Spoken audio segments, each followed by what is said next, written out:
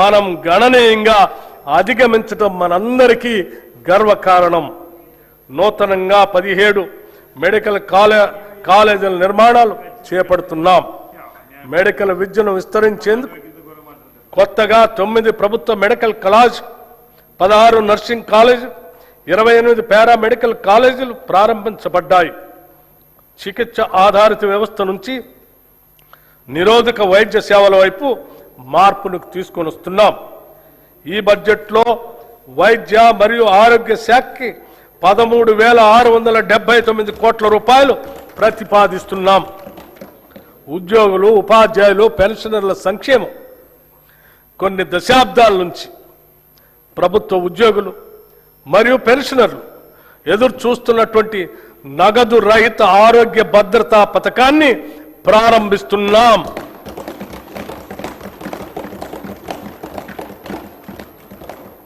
ఈ పథకం ఉద్యోగస్తులు, పెన్షనర్లు, వారిపై ఆధారపడిన కుటుంబ సభ్యులు అందరికీ వర్తిస్తుంది.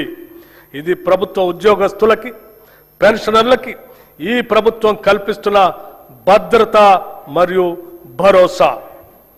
ఈ నగదు రహిత ఆరోగ్య భద్రత పథకాన్ని రాజీవ్ ఆరోగ్యశ్రీ ట్రస్ట్ ద్వారా అమలు చేస్తాం. ప్రభుత్వ ఆసుపత్రులతో పాటు 421 ఎంపానెల్ ప్రైవేట్ ఆసుపత్రుల్లో 1998 వ్యాధులకు ఈ పథకం ద్వారా చికిత్సను పొందవచ్చు. ప్రతి ఉద్యోగికి డిజిటల్ హెల్త్ కార్డు అందిస్తాం. ఈ పథకం ద్వారా దాదాపు 23,51,000 మంది ప్రభుత్వ ఉద్యోగస్తులు, పెన్షనర్లు, వారిపై ఆధారపడిన కుటుంబ సభ్యులు లబ్ధి పొందుతారు. ఉద్యోగుల భద్రత కోసం దేశంలోనే తొలిసారిగా సమగ్ర ప్రమాద బీమా పథకాన్ని ప్రవేశపెట్టాం.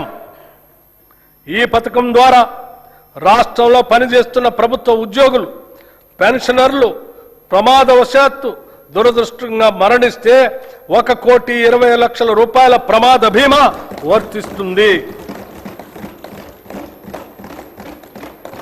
60 ఏళ్ల వరకు 10 లక్షల రూపాయల టర్మ్ లైఫ్ ఇన్సూరెన్స్ కూడా వర్తిస్తుంది.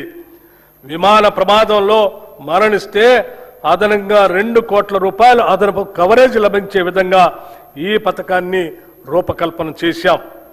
ఈ పథకం 7,57,000 ప్రభుత్వ ఉద్యోగులు మరియు పెన్షనర్లకి వర్తిస్తుంది. అంగన్వాడీ టీచర్లు, హెల్పర్లు పదవీ విరమణ ప్రయోజనాలు మంజూరు చేస్తూ టీచర్లకు 2 లక్షల రూపాయలు, హెల్పర్లకు 1,00,000 రూపాయలు ఇస్తున్నాం. 60 ఏళ్ల వయసులో స్వచ్ఛందంగా విధుల్లోంచి విరమించుకున్న వారికి కూడా ఈ ప్రయోజనాలు అందుతాయి. ఈ ప్రజాప్రభుత్వం ఉద్యోగులకి, పెన్షనర్లకి పూర్తి స్థాయిలో భరోసా, నమ్మకం కలిగిస్తుందనటానికి ఇది నిదర్శనం. కార్మిక సంక్షేమం. తెలంగాణ కార్మిక శక్తిని బలోపేతం చేయటం, కార్మిక సంక్షేమం, పారిశ్రామిక అనుకూలత, పని ప్రదేశంలో భద్రత కల్పించడం ద్వారా వారి అన్ని విధాల ప్రభుత్వం సహకరిస్తుంది. టీ-గేట్ డిజిటల్ ప్లాట్ఫామ్ నైపుణ్యాభివృద్ధి, కెరీర్ మార్గదర్శనం, ఉద్యోగ అనుసంధాన సేవలు అందిస్తుంది. భవన నిర్మాణ కార్మిక సంక్షేమ బోర్డుల్లో 1,03,000 మంది కార్మికులను నమోదు చేసి 55,594 మంది లబ్ధిదారులకి 276.78 కోట్ల రూపాయలు పంపిణీ చేశాం.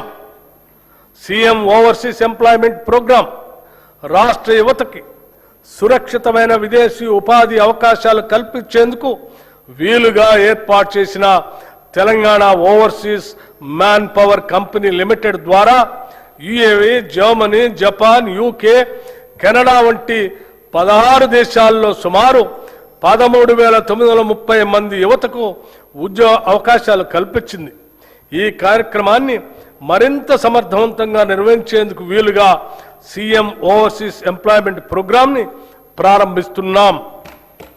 రాష్ట్ర యువతకి వివిధ రంగాల్లో తగిన నైపుణ్య శిక్షణను మరియు వారికి ఉపాధి లభించిన ఆయా దేశాలకు సంబంధించిన భాషా జ్ఞానంలో శిక్షణ ఇప్పించడం, వారికి వీసా మార్గదర్శకత మరియు విదేశ ప్రయాణానికి కావలసిన రక్షణను ఇచ్చి విదేశాలలో ఆరోగ్య సేవలు, హాస్పిటాలిటీ, నిర్మాణ పనులు, లాజిస్టిక్స్ వంటి రంగాలలో ఉద్యోగ అవకాశాలు కల్పించడం ఈ సంస్థ ఉద్దేశ్యం. ఈ బడ్జెట్లో కార్మిక సంక్షేమ శాఖకు 998 కోట్ల రూపాయలు ప్రతిపాదిస్తున్నాం. మహిళా శిశు సంక్షేమం ఒక దేశం యొక్క పురోగతి అక్కడ మహిళల స్థితి ద్వారా కొలవబడుతుంది అని మహాత్మా గాంధీ గారు చెప్పినట్టు 3 నుండి 6 సంవత్సరాల వయసు గల చిన్నారుల ఉజ్వల భవిష్యత్తు కోసం రాష్ట్ర వ్యాప్తంగా ఉన్న 35,781 అంగన్వాడీ కేంద్రాల ద్వారా ఆధారశిల పాఠ్యాంశాల ద్వారా సుమారు 4 లక్షల మంది చిన్నారులకి అత్యుత్తమ ప్రీ ప్రైమరీ విద్యను ఉచితంగా అందించడంతో పాటు 2 జతల యూనిఫామ్లు అందిస్తున్నాం. బాల భరోసా పథకం ద్వారా అప్పుడే పుట్టిన బిడ్డ నుంచి 5 ఏళ్ల లోపు వయసున్న చిన్నారులలో పుట్టుకతో వచ్చే శారీరక మానసిక వైకల్యాలను లేదా ఎదుగుదలలో ఉండే లోపాలను తొలి దశలోనే గుర్తించడం ద్వారా వారికి అవసరమైన వైద్య చికిత్సలు అందించి భవిష్యత్తులో అవి శాశ్వత వైకల్యాలుగా మారకుండా నివారించి వారి తల్లిదండ్రులకి కొన్నంత భరోసాని ఇస్తుంది. దివ్యాంగుల మధ్య జరిగే వివాహాన్ని ప్రోత్సహిస్తూ తమ వైవాహిక జీవితాన్ని సంతోషంగా ప్రారంభించేందుకు వీలుగా 2 లక్షల నగదును మన ప్రభుత్వం కానుకగా అందిస్తుంది.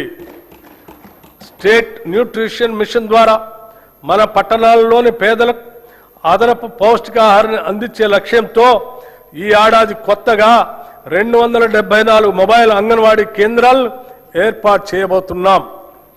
పాలనా పథకం ద్వారా పనిచేసే మహిళల పిల్లల కోసం రాష్ట్ర వ్యాప్తంగా 500 అంగన్వాడీ కమ్ క్రష్ సెంటర్లు ప్రారంభిస్తున్నాం. ఈ కేంద్రాల ద్వారా పిల్లలకు పౌష్టికాహారంతో పాటు డే కేర్ సేవలు అందించి వారిని జాగ్రత్తగా చూసుకోవటం జరుగుతుంది. రాష్ట్రంలోనే మొట్టమొదటిసారిగా వృద్ధుల సంక్షేమం కోసం 37 ప్రణామ్ డే కేర్ సెంటర్ని మంజూరు చేశాం. ఈ బడ్జెట్లో మహిళా శిశు సంక్షేమానికి 3,143 కోట్ల రూపాయలు ప్రతిపాదిస్తున్నాం. షెడ్యూల్డ్ కులాలు తెగల సంక్షేమం డాక్టర్ బిఆర్ అంబేద్కర్ గారు చెప్పినట్లు రాజకీయ ప్రజాస్వామ్యం సామాజిక ప్రజాస్వామ్యంగా మారనంత కాలం స్వాతంత్రానికి అర్థం లేదు. అంతరాలు లేని సమాజం కోసం మా ప్రభుత్వం నిరంతరం కృషి చేస్తుంది. షెడ్యూల్డ్ కులాలు షెడ్యూల్డ్ తెగలకు సామాజిక న్యాయం చేయాలనేది మా ప్రభుత్వం ముఖ్య ఉద్దేశం. వసతి పాఠశాలలు నైపుణ్యాభివృద్ధి కార్యక్రమాల ద్వారా షెడ్యూల్డ్ కులాలు షెడ్యూల్డ్ తెగలకు ఉద్యోగ అవకాశాలు కల్పించడానికి కృషి చేస్తున్నాం. 368 కోట్ల 27 లక్షల రూపాయల అంచనా వ్యయంతో 910 ఎస్సీ కమ్యూనిటీ హాళ్లు అంబేద్కర్ భవనాలు విగ్రహాలు మంజూరు చేశాం. ఎస్సీ ఎస్టీ సప్లాన్ చట్టం అమలును సంపూర్ణంగా అమలు చేయడానికి మా ప్రభుత్వం కృతనిశ్చయంతో ఉంది.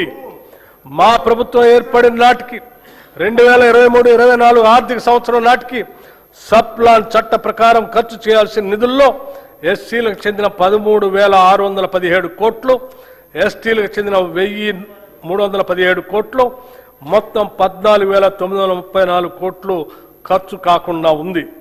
మా ప్రభుత్వం గత ఆర్థిక సంవత్సరంలో చేసిన కేటాయింపులతో పాటు ఈ బకాయిలను కూడా అదనంగా కేటాయించడం జరిగింది. 2024-25 ఆర్థిక సంవత్సరానికి ఈ క్యారీ ఫార్వర్డ్ చేయవలసిన నిధులు ఎస్సీలకు 7,757 కోట్లు మరియు ఎస్టీలకి 1,754 కోట్లు ఖర్చు చేయవలసి ఉంది. వాటిని మేము 2026-27 ఆర్థిక సంవత్సరంలో కేటాయించాల్సిన మొత్తానికి అదనంగా 2024-25 ఆర్థిక సంవత్సరానికి చెందిన బకాయిలు కూడా కేటాయిస్తున్నాం. హైదరాబాద్ లోయర్ ట్యాంక్ బండ్ వద్ద కొత్తగా డాక్టర్ బిఆర్ అంబేద్కర్ నాలెడ్జ్ టవర్ని నిర్మిస్తున్నాం. అదేవిధంగా నింబోలి అడ్డా కాచిగూడలో బాబు జగ్జీవన్ రామ్ పేరుతో నూతన వసతి గృహాన్ని నిర్మిస్తాం. గిరిజనాభివృద్ధి సమాజ అభివృద్ధి అంటే కేవలం పట్టణాభివృద్ధి కాదు. అడవుల్లో నివసించే గిరిజనులు కూడా సమానంగా అభివృద్ధి చెందాలి. గిరిజన అభివృద్ధి కోసం మా ప్రభుత్వం కట్టుబడి ఉంది.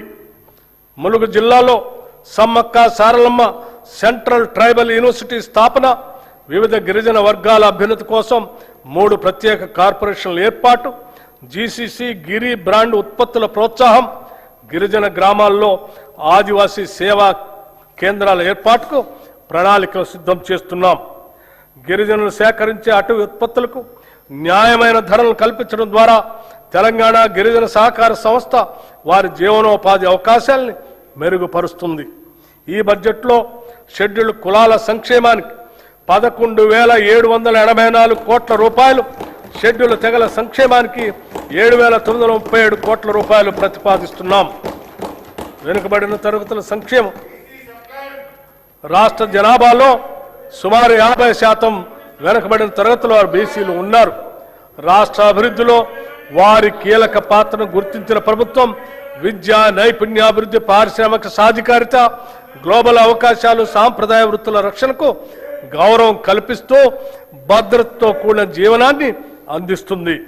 ఈ బడ్జెట్లో వెనుకబడిన తరగతుల సంక్షేమానికి 12,511 కోట్ల రూపాయల్ని ప్రతిపాదిస్తున్నాం. సమాజంలోని అన్ని వర్గాలతో పాటు ముఖ్యమైన భాగంగా ఉన్న మైనార్టీల సమగ్ర అభ్యుదయం, సమాన అభివృద్ధికి తెలంగాణ ప్రభుత్వం కట్టుబడి ఉంది. మైనార్టీ మహిళల ఆర్థిక స్వావలంబన అనేది మరొక ప్రధానమైన అంశం. పేద మైనార్టీ మహిళలకు జీవనోపాధిని కల్పించి వారు ఆర్థిక స్వాతంత్రాన్ని సాధించడానికి వీలు కల్పించేందుకు గాను 10,000 కుట్టు మిషన్ల ప్రభుత్వం పంపిణీ చేసింది. అంతేకాకుండా మైనార్టీ యువతకు సాధికారత కల్పించి ఉపాధి సామర్థ్యాన్ని మెరుగుపరచడానికి ఉత్తమ ఉపాధి అవకాశాలు పెంపొందించుకు వీలుగా 4,655 మంది మైనార్టీ యువతకు నైపుణ్యాభివృద్ధి శిక్షణను అందించడమైనది. ఈ బడ్జెట్లో మైనార్టీ సంక్షేమానికి 3,769 కోట్ల రూపాయలు ప్రతిపాదిస్తున్నాం.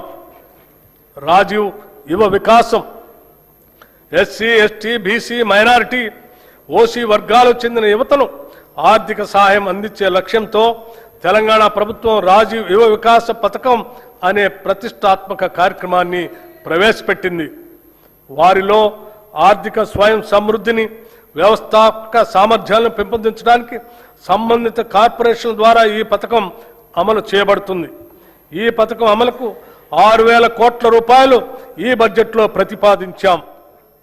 గృహ నిర్మాణ శాఖ ప్రతి కుటుంబానికి సొంత ఇల్లు ఉండటం వారి ఆత్మ గౌరవానికి చిహ్నం.